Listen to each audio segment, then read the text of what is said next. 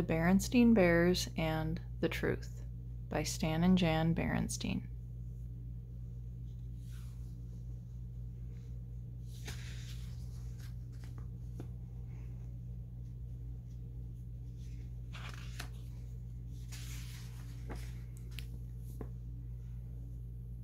It was a lazy sort of day in bear country. The air was so still that the leaves on the big tree house where the bear family lived were hardly rustling.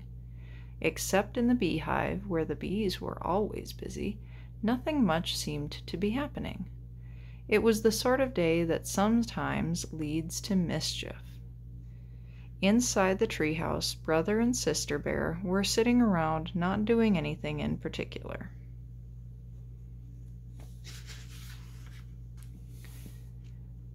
Brother was holding his soccer ball. He'd become interested in soccer and had been outside practicing free kicks. Sister was relaxing in an easy chair, thinking about what to do next. Neither Papa nor Mama Bear was around. Papa was in his shop working on some furniture, and Mama was out shopping.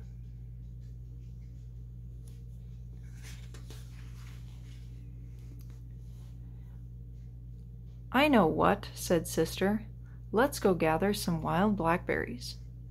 Brother thought about that.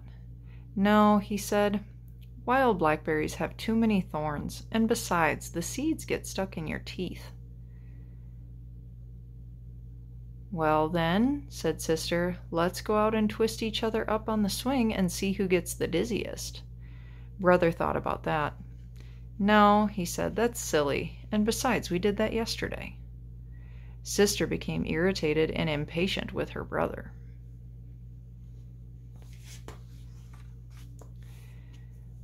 "My goodness," she complained, "you don't want to do anything. All you want to do is sit there and hug that soccer ball. I think you must be in love with that soccer ball."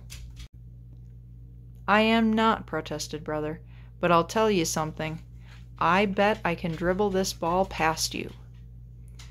Brother was a pretty good soccer player and a very good dribbler, but so was Sister.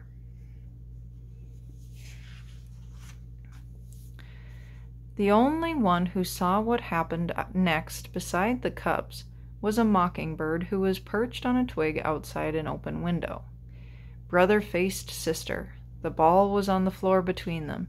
First, Brother moved the ball with his right foot, then with his left, trying to trick Sister out of position. Then, quick as a flash, he gave the ball a sharp kick with his right. It almost worked, but Sister was too fast. She reached out with her knee and blocked the ball, which bounced against a bookshelf, against a chair, against a footstool, and into Mama's most favorite lamp, which fell to the floor with a crash.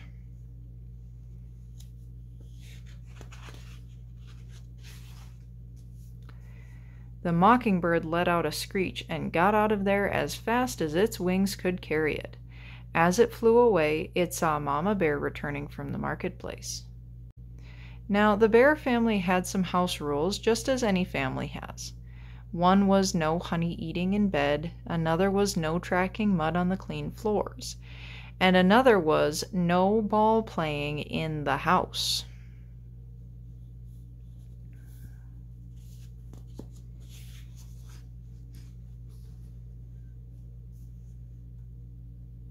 What to do? Brother looked at Sister. Sister looked at Brother. They both looked at the broken lamp. And they both listened in horror as Mama came up the front steps and into the house.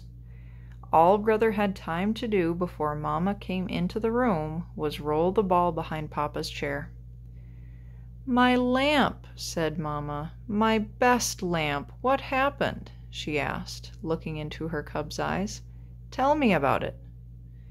The cubs looked into Mama's eyes, then at each other, and then they began to tell one of the biggest whoppers that has ever been told in bear country.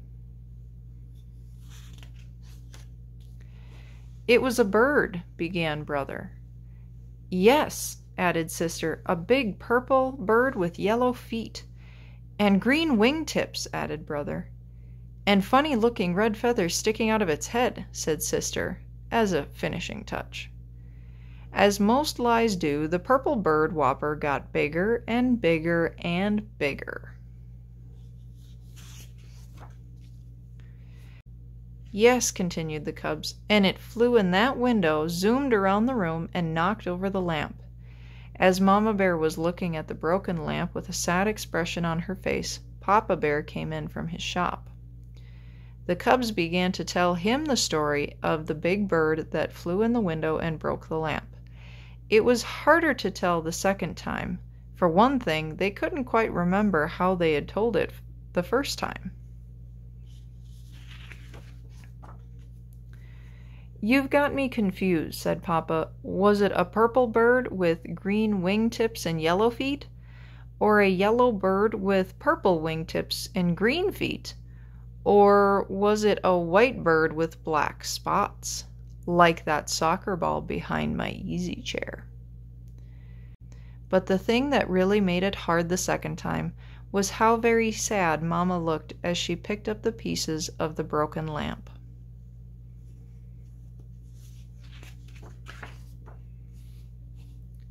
"Mama, we're really sorry about the lamp," said Brother. "Oh, yes," said Sister, picking up the last piece and putting it on the dustpan. "Oh," said Mama, "I'm not worried about the lamp. We can always get another lamp, or we can glue this one back together. What I'm sad about is the thought that maybe, just maybe, my cubs, whom I've always trusted, aren't telling me the truth. And trust is not something you can put back together again." Both cubs started to talk at once. "It wasn't a bird," said Sister. "It was the soccer ball. And it was all my fault," shouted Brother. "It was just as much my fault," shouted Sister.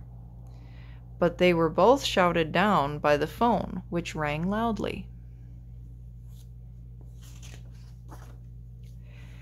It was Grizzly Gran inviting the Bear family for a Sunday visit. "Hello, Gran," said Mama. "Oh, everything is just fine here in the treehouse. How is everything with you?" "But Mama," protested Sister after Mama hung up the phone. "You told Gran that everything was fine here, but that isn't really the truth." "Oh, but it is," answered Mama. "We've got two fine cubs who have just learned a very important lesson about telling the truth. And what could be finer than that? Now, let's help Papa glue the lamp pack together." Nobody really expects cubs to be perfect, and from time to time Brother and Sister Bear did forget the rules. Brother ate honey in bed a couple times. One time Sister tracked a little mud on the clean floor. And once or twice Brother and Sister started to play ball in the house before they remembered not to. But they never, ever again told a whopper, because trust is one thing you can't put back together once it's broken.